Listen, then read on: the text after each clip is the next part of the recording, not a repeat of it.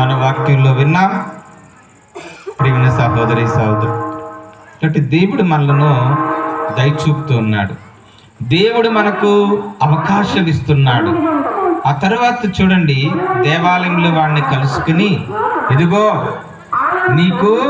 నీవు స్వస్థుడవయ్యావు కదా, నీకు మరింత కీడు కలగకుండా ఇక పాపము చేయకము. చూసాడు. చూడండి, ఈ మాటలు మనం చాలా గుర్తుంచుకోవాలి.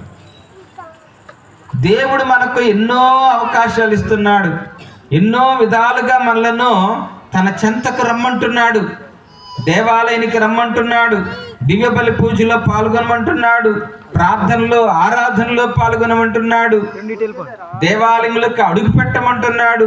తన చెంతకు రమ్మని దేవుడు మనల్ని పిలుస్తూనే ఉన్నాడు. మన మీద దయ చూపటానికి, మనల్ని దీవించడానికి, మనల్ని ఆశీర్వదించడానికి, మనకు స్వస్థతను దయచేయటానికి దేవుడు మనలను ప్రేమతో, కరుణతో, కృపతో, జాలితో మనలను పిలుస్తూనే ఉన్నాడు. నీ చెంతకు వస్తూనే ఉన్నాడు, నీ వైపు చూస్తూనే ఉన్నాడు. మరి ప్రభువు చూశాడు వాడి వైపు. వాడు బహుకాలము నుండి రోగపీడితుడై ఉన్నాడని ప్రభువు వాడి వైపు చూశాడు. వాడి మీద జాలి చూపించాడు, కరుణ చూపించాడు, స్వస్థపరిచాడు. అంతవరకు బాగుంది. తర్వాత ప్రభు అంటున్నాడు, హెచ్చరిక చేస్తున్నాడు. చూడండి ప్రియమైన దేవుని బిడ్డలారా, హెచ్చరిక ఏమని? ఇదిగో నీవు స్వస్థుడవయ్యా, నీవు స్వస్థత పొందావు, ఇంకా నీకు కీడు కలగకుండా, ఇంకా నీకు మరి ఏ భయంకరమైనటువంటి రోగాలు నీకు రాకుండా, నీకు కీడు కలగకుండా, ఇంకా మరింత ఎక్కువ కీడు కలగకుండా ఉండటానికి నీవు పాపము చెయ్యకము. Praise the Lord, praise the Lord, praise the Lord. ప్రియమైన దేవుని బిడ్డలారా, దేవుడు మనల్ని ఎన్నో విధాలుగా స్వస్థత పరుస్తున్నాడు. అర్థమవుతుందా? దేవుడు మన మీద దయ చూపుతున్నాడు, మన మీద కరుణ చూపుతున్నాడు. ఇదిగో నీవు స్వస్థత పొందాలనుకుంటున్నావు కదా, మొట్టమొదటిగా ప్రభువే వాని మీద జాలి చూపి స్వస్థతను దయచేస్తున్నాడు. మరి ఆ వ్యక్తి ఎలా ఉండాలి? స్వస్థత పొందిన వ్యక్తి ఎలా ఉండాలి? విశ్వాసపాత్రుడిగా ఉండాలి. ఎల్లప్పుడూ దేవుని సన్నిధిలో దేవుణ్ణి స్తుతించి ఆరాధించేటువంటి వ్యక్తిగా ఉండాలి.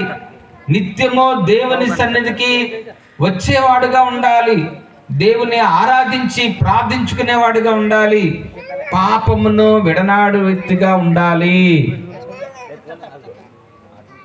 స్వస్థత పొందిన తర్వాత కూడా కనీసం ఆ స్వస్థతను గుర్తించకుండా మనం గనక గుడికి రావటం మానేసామనుకో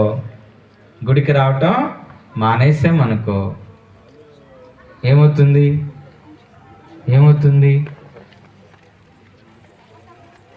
అది మరలా ఎక్కువ అవుద్దేమో. అందుకే ప్రభు అంటున్నాడు, 10 మంది కుష్ఠరోగులు ఉన్నారు చూసారా? 10 మంది కుష్ఠరోగుల్ని యేసు ప్రభు స్వస్థపరిచాడు. కానీ స్వస్థతను గుర్తించి దేవాలయానికి వచ్చి ప్రభు పాదాల దగ్గర పడి సాష్టాంగపడి కృతజ్ఞత తెలిపింది ఎంతమంది? 10 మందిలో ఎంతమంది? ఒక్కడే. ఆ ఒక్కడితో ప్రభు చెప్పిన మాట ఏమని?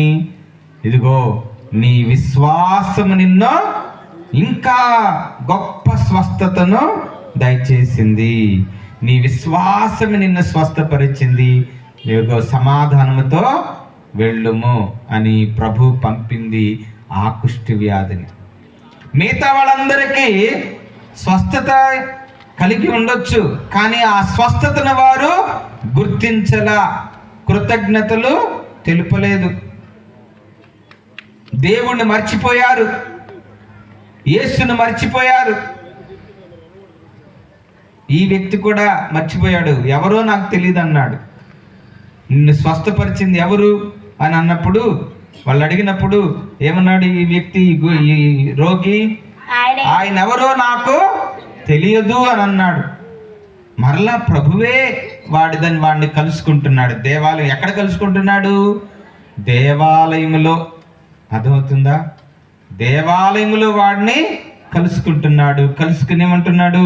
ఇదిగో నీవు స్వస్థత పొందావు, నీకు మరింత కీడు అపాయము ఇంకా ఇంకా అనారోగ్యాలు రాకుండా నీవు ఆరోగ్యంగా ఉండటానికి ఇదిగో నీవు పాపము చెయ్యకము.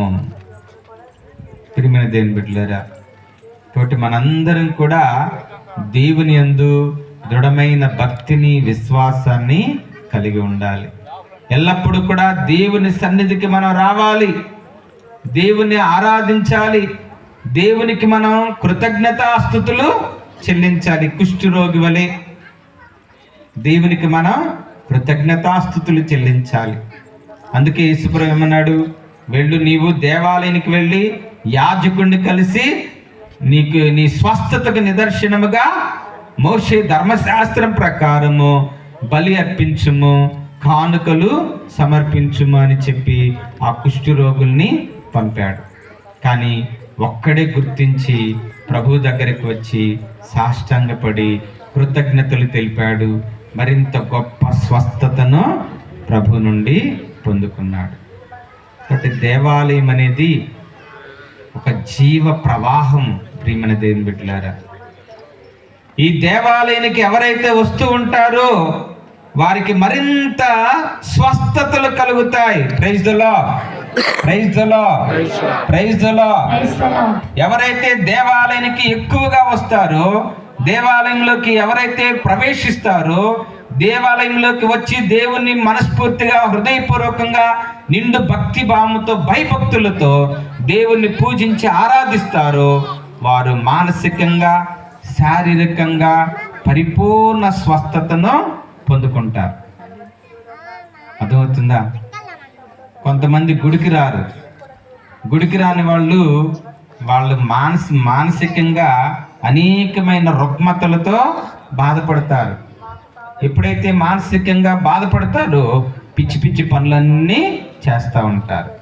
ఆ పిచ్చి పిచ్చి పనుల వల్ల ఇంకా రోగాలు ఎక్కువైపోతాయి. కుటుంబంలో శాంతి ఉండదు, కుటుంబంలో సమాధానం ఉండదు. ఇప్పుడు చూసిన గొడవలు, పోట్లాటలు. అర్థమవుతుందా? ఏవేవో కోరికలు ఉంటాయి, అవి ఏమి కూడా నెరవేరవు. కానీ ఎవరైతే దేవుని ఆలయానికి వచ్చి నిండు భక్తి విశ్వాసాలతో దేవుణ్ణి పూజించి ఆరాధిస్తారో వారు ఎప్పుడు కూడా ఆనందంగా ఉంటారు, సమాధానంగా ఉంటారు, సంతోషంగా ఉంటారు. ఎందుకంటే దేవుడు వారిని జీవ ప్రవాహములాగా వారిని ఆశీర్వదిస్తూ ఉంటాడు.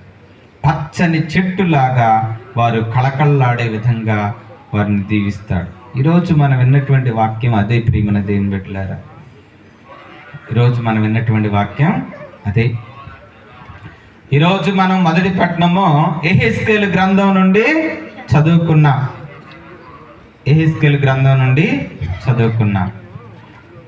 ఆ గ్రంథములో మనం చదువుకున్నటువంటి వాక్యములో ఏమన్నా? దేవాలయము నుండి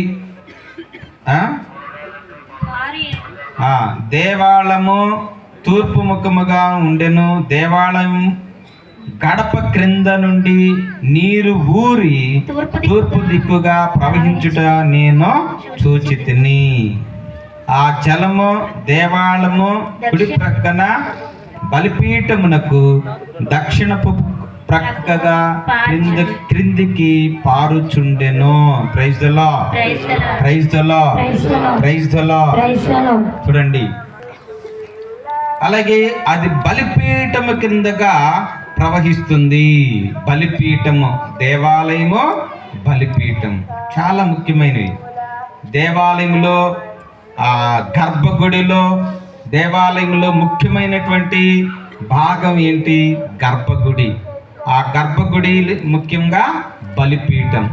అక్కడ మనం దేవునికి అర్పించేటువంటి బలులు, కానుకలు, అర్పణలు, ప్రార్థనలు అన్నీ కూడా ఆ బలిపీఠము నుండే దేవునికి మనం అర్పిస్తాము.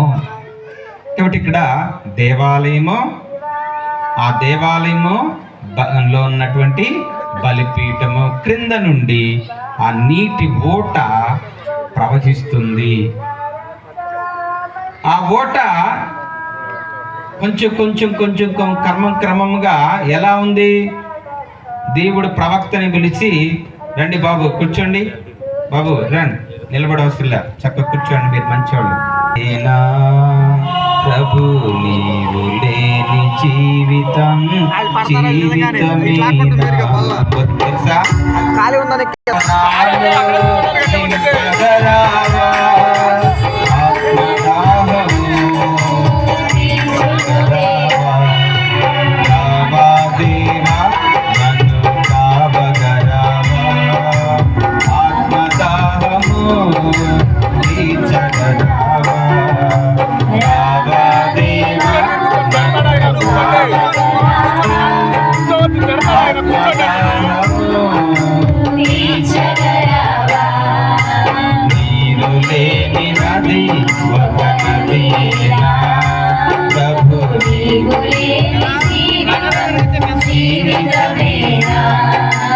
నీకై ప్రతి చోట వెదకితి దేవా, తీరలేదయా నా దాహము. నీకై ప్రతి చోట వెదకితి దేవా, తీరలేదయా నా దాహము. అలసిన నాకు నీ దర్శనమీవా,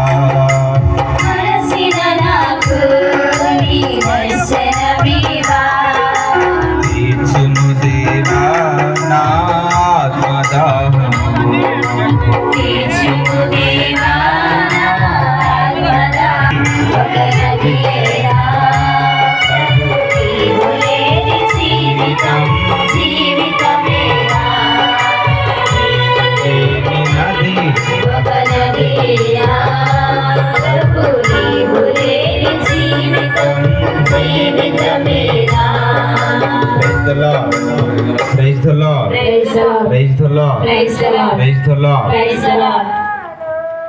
కనుక ప్రియమైన సహోదరి సహోదరులారా, నీరు లేని నది ఒక నదేనా? ప్రభువు లేని జీవితం ఒక జీవితమేనా? కాబట్టి మనందరం కూడా ప్రభువు దగ్గరికి రావాలి. ఇప్పుడు దేవుడు ప్రవక్తని పిలిచి, ఇదిగో ఈ కాలువ దాటుము అని అన్నాడు, దాటమన్నాడు. మొట్టమొదటిగా ఆ కాలువ దాటేటప్పుడు నీరు ఎక్కడి వరకు వచ్చింది? చీలమండల వరకు వచ్చింది. ఆ తర్వాత కొంచెం దూరం వెళ్ళిన తర్వాత మరలా దాటుము అన్నాడు. అప్పుడు ఎక్కడి వరకు వచ్చింది? మోకాళ్ళ వరకు, ఆ తర్వాత నడుము వరకు వచ్చింది.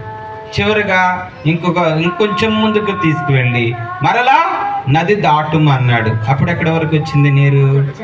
రొమ్ము వరకు వచ్చింది. చివరిగా ఇంకొంచెం దూరం తీసుకువెళ్ళి మరలా దాటమన్నప్పుడు ఆ మంచినీరు ప్రవహించిన త్రావులందల్లా ఇదిగో వివిధ జీవము నెలకొంటుంది. జీవము అర్థమవుతుందా? మృత సముద్రం జీవం. ఈ మాటలు మనం అర్థం చేసుకోవాలి. ఇక్కడ ఈ దేవాలయం నుండి ప్రవహించిన నీరు పెద్ద కాలువలాగా మారిపోయి లోయలోకి వెళ్ళి ఆ లోయ నుండి మరలా సముద్రంలోకి వెళుతుంది. సముద్రంలోకి వెళుతుంది. ఆ సముద్రం పేరేంటి? మృత సముద్రం. మృత అంటే అందులో ఏ ప్రాణి బ్రతకదు, ఏ ప్రాణి కూడా బ్రతకదు. మరి ఎప్పుడైతే ఈ నీరు మృత సముద్రంలో కలిసి మంచి నీళ్లుగా మారుతూ ఉన్నదో ఆ నీరు ఇప్పుడు ప్రవహించిన త్రావంతా కూడా జీవము నెలకొంటుంది. Praise the lord, praise the lord, praise the Lord. ప్రియమైన దేవుని బిడ్డలారా, ఇప్పుడు ఈ దేవాలయము, బలిపీఠము, ఆ బలిపీఠము నుండి ప్రవహించే నీరు, మృత సముద్రం, ఆ జీవము ఏంటి అంటే మన ఆధ్యాత్మిక జీవితం. అనగా మనందరం కూడా పాపము చేత మృతులైపోతున్నాం. పాపం వలన మనందరం కూడా మృతులైపోతున్నాం. మరణిస్తూ ఉన్నాం, మరణించే వారంగా ఉన్నాం. కానీ ఇప్పుడు క్రీస్తు దేవుడు తన కుమారుడైన క్రీస్తు ద్వారా మనందరినీ కూడా బ్రతికిస్తున్నాడు. సిలువను చూడండి. ఇప్పుడు ఆ సిలువలో ప్రభువు మరణించాడు. మరణించినప్పటికీ కూడా సైనికుడు బల్లెముతో ఆయన ప్రక్కన పొడిచిన వెంటనే రక్తము నీరు స్రవించినవి. అక్కడ మన వాక్యం వింటాం. చదవండి, యోహాను సువార్త 19వ అధ్యాయంలో ఆ బల్లెపు పోటను ఉంటుంది. చదవండి, 19వ అధ్యాయము బల్లెపు. అప్పుడు పిలాతు యేసును 19వ అధ్యాయము 31 నుంచి, అదంతా వద్దులే, 34 నుంచి చదువు. అయితే సైనికులలో ఒకడు ఆయన ప్రక్కన బల్లెముతో పొడిచెను. వెంటనే రక్తము నీరు స్రవించెను. అది చూచిన వాడు దీని గురించి చెప్పుచున్నాడు. అతడు చెప్పినది వాస్తవము. మీరును విశ్వసించుటకు అతడు సత్యము చెప్పుచున్నాడు. అతడు ఎరుగును. ఆయన ఎముకలలో చాలు. ప్రియమైన దేవుని బిడ్డలారా, ఆ బల్లెముతో పొడవగని ప్రభు యొక్క హృదయము తెరవబడింది. ఆ హృదయ గాయమైంది. ఆ హృదయ గాయము నుండి రక్తము నీరు ప్రవహించాయి. ఈ రక్తము నీరు ఆయన సత్యమైనటువంటి పలుకులకు చిహ్నంగా ఉన్నాయి. అలాగే ఆ రక్తము నీరు ఆ ప్రభు మనలను శుద్ధి చేయటానికి వినియోగించేటువంటి పవిత్రమైన దివ్య సంస్కారాలకు సూచనగా ఉన్నవి. అందుకే మొదటి శుక్రవారం మనందరం కూడా యేసు తిరుహృదయ పూజ సమర్పించుకుంటున్నాం. అవునా? ఆ పూజ స్తుతి గీతములో చెప్పేటువంటి మాటలు అవే. అర్థమైందా? స్తుతి గీతములో చెప్పేటువంటి మాటలు మీకు ఒకసారి చదివి వినిపిస్తా.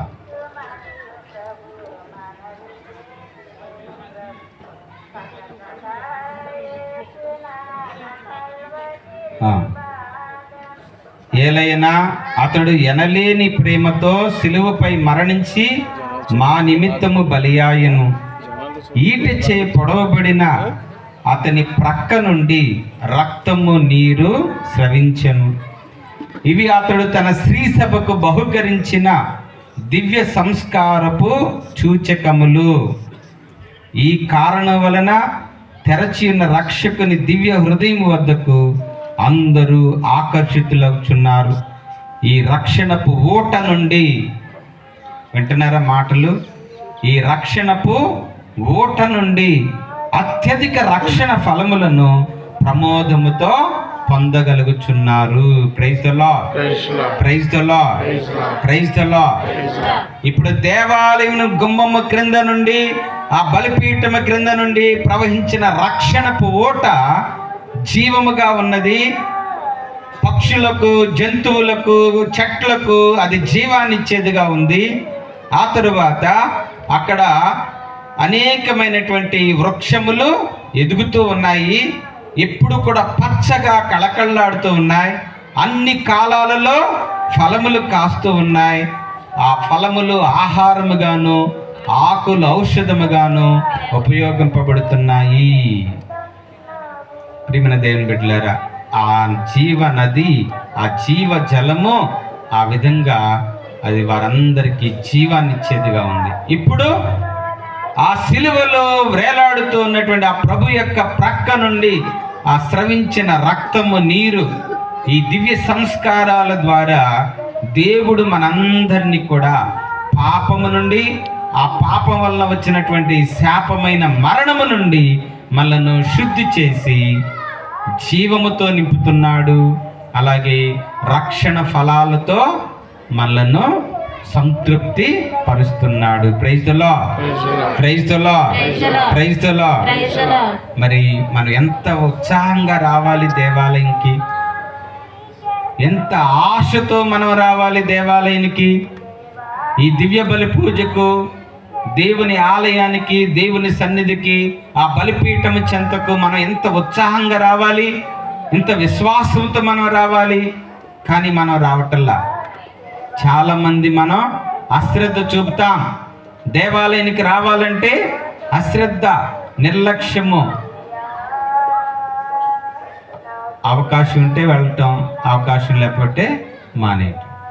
తీరికైతే దేవాలయానికి రావటం, లేకపోతే మానేయటం. అంతేగాని ఇదిగో దేవాలయానికి వెళ్ళకపోతే నాకు దీవెన లేదు, స్వస్థత లేదు, ఆరోగ్యం లేదు, మనశ్శాంతి లేదని ఎంతమంది గ్రహించి గుర్తించి దేవాలయానికి రాగలుగుతున్నారు? ప్రియమైన దేవుని బిడ్డలారా, ఆత్మ పరిశీలన చేయండి.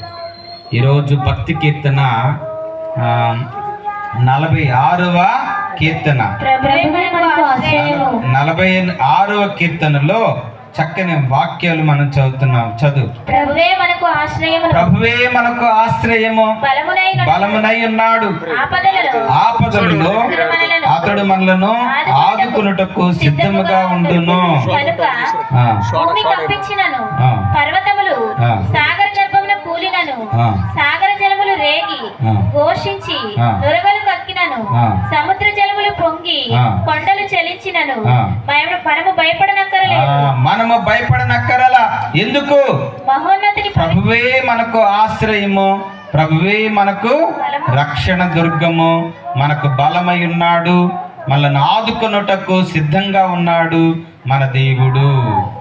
కనుక ఇదిగో భూకంపం వచ్చిన, జలములు నురగలు కక్కి మనల్ని ముంచి వేసినా కూడా మనము దేనికి కూడా భయపడవసరం లేదు. ఎందుకని? మనము దేవుని ఆలయానికి వస్తున్నాం. ఎందుకు? దేవుని ఆలయములో ఓలలాడించే నది ఒకటి కలదు. చూడండి చక్కని వాక్యం 4వ వచనం. మహోన్నతిని పవిత్ర మందిరమున దేవుని నగరమును తన పాయలతో ఆనందమున ఓలలాడించు నది ఒకటి కలదు. అందరూ 2 చేతులు పైకెత్తి దేవుని స్తుతించుదాం. Praise the lord, praise the lord, praise the lord, praise the Lord. అర్థమైందా? మనం దేనికి భయపడవసరంలా. రోగాలు వచ్చినా, బాధలు వచ్చినా, కీడులు వచ్చినా, భూకంపమే వచ్చినా, సాగర గర్భపు జలములు నొరగల కక్కుతూ మనల్ని ముంచి వేసినా కూడా మనము భయపడవసరంలా, దేనికి భయపడవసరంలా. ఎందుకు? ఇదిగో ఈ దేవాలయంలో మన ఆశ్రయ దుర్గము, మన రక్షణ కోట, మనను ఆదుకుని కాపాడే దేవుడు ఈ దేవాలయంలో ఉన్నాడు. ఆనందముతో మనలను ఓలలాడించి నది ఇదిగో ఈ దేవాలయమున ఉన్నది. అర్థమవుతుందా? ఈ దేవాలయమున మనలను ఆనందముతో, రక్షణ ఆనందముతో ఓలలాడించేటువంటి నది ఒకటి ఉన్నది. ఆ నదే యేసుని ప్రేమ, ఆయన దివ్య హృదయము. ఆ దివ్య హృదయం నుండి స్రవించిన రక్తము, నీరు అనగా దివ్య సంస్కారములు. దివ్య సంస్కారములు. దివ్య సంస్కారాలు ఎన్ని? 7. ఏడిట్లో ఆ ఏడిట్లో మొట్టమొదటిది ఏంటిది? ఆ 7 దివ్య సంస్కారాలు మొట్టమొదటి ఏంటిది? జ్ఞాన స్నానము, బాప్తిజమం. ఈ బాప్తిజమము ద్వారా దేవుడు మనలను పూర్తిగా శుద్ధి చేస్తున్నాడు. పాపము నుండి, జన్మ పాపము నుండి, ఇతర పాపముల నుండి మనలను శుద్ధి చేసి దేవుని బిడ్డలుగాను, శ్రీ సభ బిడ్డలుగా చేయు పవిత్రమైన దివ్య సంస్కారమే ఈ బాప్తిజమము, ఈ జ్ఞాన స్నానము. బాప్తిజం అన్న జ్ఞాన స్నానం అన్న ఒకటే.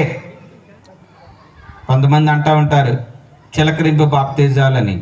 చిలకరింపు బాప్తిజాలు, పులకరింపు బాప్తిజాలు ఏమి లేవు ఇక్కడ. అర్థమైందా? బాప్తిజం అంటే బాప్తిజం, జ్ఞాన స్నానం అంటే జ్ఞాన స్నానం. అంటే ఈ బాప్తిజం అనే పేరు తెలుగు పేరు కాదు, తెలుగు మాట కాదు. గ్రీకులో, లాటిన్లో, ఇంగ్లీష్లో ఒకే విధంగా అది ఉచ్చరించబడుతుంది, పలకబడుతుంది. బాప్తిజం గ్రీకు భాషలో బాప్తిజమే, లాటిన్ భాషలో బాప్తిజమే, ఇంగ్లీష్లో కూడా దాన్ని బాప్తిజం అనే పిలుస్తాం. కానీ దాన్ని తెలుగు అనువాదం వచ్చేసరికి ఏమని పిలుస్తున్నాం? జ్ఞాన స్నానము. ఎందుకు జ్ఞాన స్నానం? పవిత్రాత్మతో మనందరం కూడా నింపబడుతున్నాం కాబట్టి, దేవుని బిడ్డలుగా మనము జన్మిస్తున్నాం. అందుకని జరిగింది. అంతేగాని వేరే వేరే వాళ్ళు మాట్లాడినట్లుగా ఈ చిలకరింపు బాప్తిజాలు ఏమీ లేవు. అది ఉందా? కాబట్టి ప్రేమ దేవుని బిడ్డలారా, ప్రధానమైనది ఇదిగో బాప్తిజం. బాప్తిజంతో మన విశ్వాస ప్రయాణము ప్రారంభమవుతుంది. బాప్తిజంతో మన విశ్వాస ప్రయాణం ప్రారంభమవుతుంది. చిన్నప్పుడు మనం బాప్తిజం తీసుకుంటాం, ఆ తర్వాత ఎదుగుతూ ఉన్నాం, తర్వాత పవిత్రమైన ధృవీకరణ సాంగ్యం, పవిత్రాత్మ అభ్యంగనం, పాప సంకీర్తనం, దివ్య బలి పూజ, గురుపట్టము, జ్ఞాన వివాహము, వ్యాధిగ్రస్తుల అభ్యంగనము, ఇవన్నీ కూడా ప్రేమ దేవుని బిడ్డలారా మనలను దేవుని చెంతకు నడిపిస్తూ దేవుని యొక్క ఆ జీవజల ఓట అయినటువంటి రక్షణ ఫలాలు, రక్షణ ఆశీర్వాదాలు మనందరం కూడా పొందుకునే విధంగా ఇదిగో ఈ దేవాలయంలో ఆనందముతో ఓలలాడించే నది ఈ దివ్య సంస్కారాలు. అర్థమవుతుందా? కాబట్టి పాప సంకీర్తనం చెయ్యాలి, మన పిల్లలకి బాప్తిజం ఇప్పించాలి. అలాగే మనం కూడా బాప్తిజం ప్రమాణాలకు బద్ధులమై విశ్వాసములో జీవించాలి. అందుకే మనందరం కూడా ఈస్టర్ పండుగ రోజు, పాస్కా, మనందరం ఎందుకు ఈ 40 రోజులు ఉపవాస ప్రార్థనలు చేస్తున్నాం? ఎందుకంటే మన జీవితాలను మరలా నూతనీకరించుకోవటానికి, మన జీవితాలను మరలా శుద్ధీకరించబడటానికి. ఈ శుద్ధీకరణ ఇదిగో ఈ దివ్య సంస్కారాల ద్వారా దేవుడు మన ఎడల నెరవేరుస్తున్నాడు. అర్థమవుతుంది. అందుకే మనం ఈస్టర్ జాగరణ పూజ రోజు ఆ పాదాలు కడిగే సాంగ్యంలో కూడా యేసుప్రభు ఏం చేస్తాడు? నీటితో వాళ్ళ పాదాలు కడుగుతాడు. కడిగేటప్పుడు పేతురు అంటాడు, అమ్మో నువ్వు నా పాదాలు కడగటానికి వీలే లేదు అంటాడు. కానీ ప్రభు ఏమంటాడు? నేను నిన్ను కడగని పక్షమున నాతో నీకు ఎటువంటి భాగము లేదు అని అంటాడు. లేదు. అవును ప్రేమన దేవుని బిడ్డ. కాబట్టి ఇక్కడ ఆ పాదాలు కడిగే సాంగ్యముతో ప్రారంభమవుతుంది మన పాస్కా మహోత్సవములు. అర్థమవుతుందా? ఈ 40 రోజులు మీరు చేసేటువంటి ఉపవాస ప్రార్థనలు తర్ఫీదు కాలం. ఈ 40 రోజులు మీరు గుడికి వస్తున్నారు, తర్వాత మీరు గుడికి మానేస్తారనుకో, ముఖ్యంగా ఆ పాస్కా 3 దినాలు మీరు గుడికి రావటం మానేస్తారనుకో, ఏం ఉపయోగం లేదు. ఆ తర్వాత మీరు దేవాలయం కూడా ఆదివారం క్రమం తప్పకుండా దేవాలయానికి వస్తూ ఉంటేనే ఇదిగో ఆ పరమ రహస్యాల యొక్క ఫలాలను మనం పొందుకుంటాం. ప్రియమైన దేవుని బిడ్డలారా, అక్కడ ప్రారంభమవుతుంది మన యొక్క శుద్ధీకరణ. చివరికి ఆ పాదాలు కడిగేటువంటి సాంగ్యంతో పాటు తర్వాత గుడ్ ఫ్రైడే రోజు ప్రభు మనలను ఆయన శిలువ రక్తముతో మనలను కడుగుతూ ఉన్నాడు, మన పాపములను కడుగుతూ ఉన్నాడు. అందుకని భార్యాభర్తల యొక్క సంబంధం గురించి ఎఫెసీయులకు రాసిన లేఖ 5వ అధ్యాయంలో ఆ భార్యాభర్తల సంబంధం గురించి చదువుతూ వాక్యం చదివేటప్పుడు అంత అవసరం లేదు మీకు. ఇప్పుడు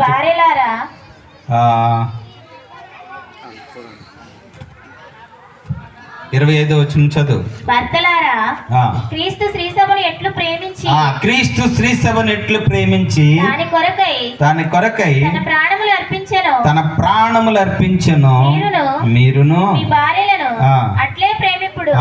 ఆమె తర్వాత 26వ వచనం, ఆమెను వాక్కుచే కడిగి శుద్ధి చేసి పవిత్రపరచుటకు ఆయన అటులా చేసెను.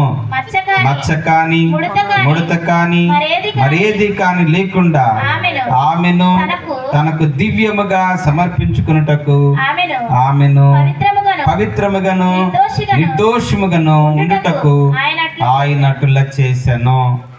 చూసారా? కాబట్టి ఆ గుడ్ ఫ్రైడే రోజు ప్రభు మనల్ని ప్రేమించాడు, గాఢంగా ప్రేమించాడు గనుకనే మనలో మచ్చ కానీ ముడత కానీ ఏ పాపదోషము లేకుండా మనను ఆరోగ్యవంతులుగా స్వస్థత చేకూర్చి రక్షణను ప్రసాదించుటకు ఆయన మనలను శుద్ధి చేశాడు. ఆ తర్వాత పాస్కా జాగరణ పూజ రోజు మనం బాప్తిస్మ ప్రమాణాలు నూతనీకరిస్తాం. ఏమని? నీవు పిశాచిని విడిచిపెడుతున్నావా అని గురువు మనలను ప్రశ్నిస్తాడు. అప్పుడు మనందరం కూడా విడిచిపెడుతున్నానని అంటాం. ఆ తర్వాత దేవుణ్ణి విశ్వసిస్తున్నాను అని చెప్పి ప్రమాణం చేస్తాం. ఆ తర్వాత అక్కడ ఆశీర్వదించబడినటువంటి ఆ తీర్థ జలాలతో మనందరి మీద ప్రోక్షింపబడతాయి. అది పూర్తిగా శుద్ధీకరణకు గుర్తు.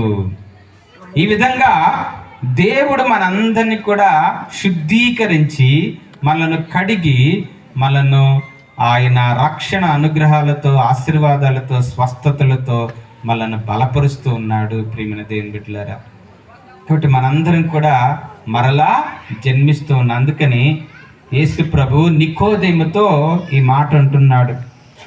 యోహాను సువార్త 3వ అధ్యాయము 5వ వచనంలో, అప్పుడు యేసు ఒకడు నీటి వలన ఆత్మ వలన జన్మించిననే తప్ప దేవుని రాజ్యములో ప్రవేశింపలేడని మీతో నిశ్చయముగా చెప్పుచున్నాను. Praise the lord. కాబట్టి ఈ పాస్కా జలముల ద్వారా, ఈ పాస్కా పరమ రహస్యముల ద్వారా, అనగా క్రీస్తు మరణ పునరుత్థానం అనేటువంటి ఈ మహోత్సవముల ద్వారా మనందరం కూడా ఇదిగో జలముతో, నీటి వలన, ఆత్మ వలన మనము జన్మిస్తూ ఉన్నాం. నూతనంగా జన్మిస్తూ ఉన్నాం. దేవుని బిడ్డలుగా మనం జన్మిస్తూ ఉన్నాం. అందుకే ఈ దీక్ష, అందుకే ఈ ఉపవాస ప్రార్థనలు, అందుకే ఈ తపక్రియలు, ఈ తపస్సు కాల క్రియలన్నీ కూడా, ప్రాయశ్చిత్త క్రియలన్నీ కూడా మనను నీటితోనూ ఆత్మతోనూ దేవుని చేత దేవునిలో మరలా జన్మించటానికి ఇదిగో ఈ జలము మనకు ఉపయోగపడుతుంది. ప్రియమైన దేవుని బిడ్డలారా, ఆ విధంగా మనందరం కూడా దేవుని చెంతకు రావాలి, దేవునిలో మనం జీవించాలి. దేవాలయంలోకి మనం ఎంత ఎక్కువగా వస్తామో అంత అధికంగా దేవుడు మనలను శుద్ధీకరించి మనకు స్వస్థతలు, మేలులు, ఆశీర్వాదాలు దయచేస్తాడు. పోయిన ఆదివారం, మొన్న ఆదివారం కాక అంతకుముందు ఆదివారం, మూడో పాస్కా ఆదివారం రోజు మనం ఆ సమరయ స్త్రీని గురించి చదువుకున్నాం కదా.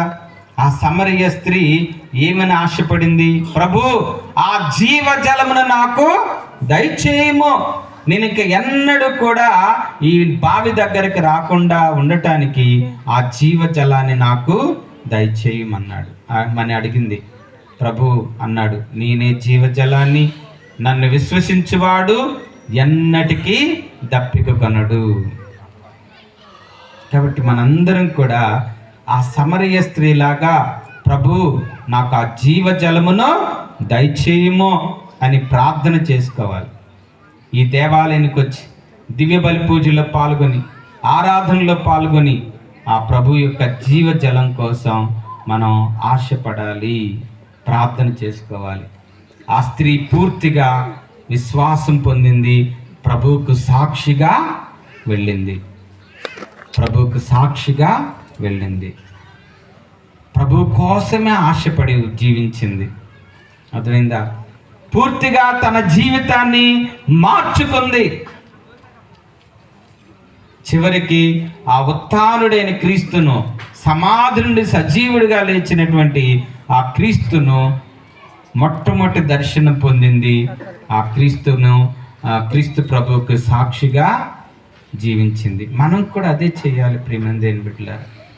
మనం పొందినటువంటి బాప్తిజమము, మనం పొందేటువంటి దివ్య సంస్కారాలు మనలను క్రీస్తుకు, మనలను సజీవంగా ఉంచి క్రీస్తుకు సాక్షులుగా మనలను నడిపించాలి. మనం పొందేటువంటి అనుభూతి, ఈ దివ్య సంస్కారాల వల్ల, ఈ దివ్య సంస్కారాల స్వీకరణ ద్వారా మనం పొందేటువంటి ఆత్మీయ అనుభూతి మనలను ఇదిగో ఆ స్త్రీలాగా సాక్షులుగా మనల్ని నడిపించాలి. అటువంటి ఆశ మనలో ఉండాలి, అటువంటి కోరిక మనలో ఉండాలి ప్రియమైన దేవుని బిడ్డలారా. అలాగే మొన్న ఆదివారం గుడ్డివాడిని ప్రభు ఆ కోనేటికి వెళ్ళి కడుక్కున్నాడు, స్వస్థత పొందాడు. చూపు, విశ్వాసం అనేటువంటి చూపును పొంది, ప్రభు నేను నమ్ముతున్నాను, నేను విశ్వసిస్తున్నాను అని చెప్పి ఆ గుడ్డివాడు ప్రభువుకి సాష్టాంగ నమస్కారం చేసి ఆరాధించాడు. కాబట్టి ప్రియమైన దేవుని బిడ్డలారా, మనం కూడా ఈ దేవాలయానికి వస్తూ ఆ దివ్య సంస్కారాలను స్వీకరిస్తూ మళ్ళీ మనం శుద్ధి చేసుకుంటూ మళ్ళీ మనం కడుక్కుంటూ ఇదిగో ఆ ప్రభువుని సాష్టాంగము పడి ఆరాధించాలి. అలా ఎప్పుడైతే మనం ఈ దేవాలయానికి వచ్చి ఎంత ఎక్కువగా మనం ప్రభుని ఆరాధిస్తామో అంత తృప్తిని నీవు పొందుతావు. అందుకే దప్పికొన్న దుప్పి సెలయేటి నీటి కొరకు వలె నేను నీ కొరకు ఆశపడుతున్నాను ప్రభు అని ఆ కీర్తనకారుడు అన్నట్లుగా మనం కూడా ఈ దేవాలయానికి దప్పికొన్న దుప్పి వలె ఈ సెలయేటి నీటి దగ్గరికి రావాలి. మనం ఆ నీటిని త్రాగి సంతృప్తులం కాగలగాలి.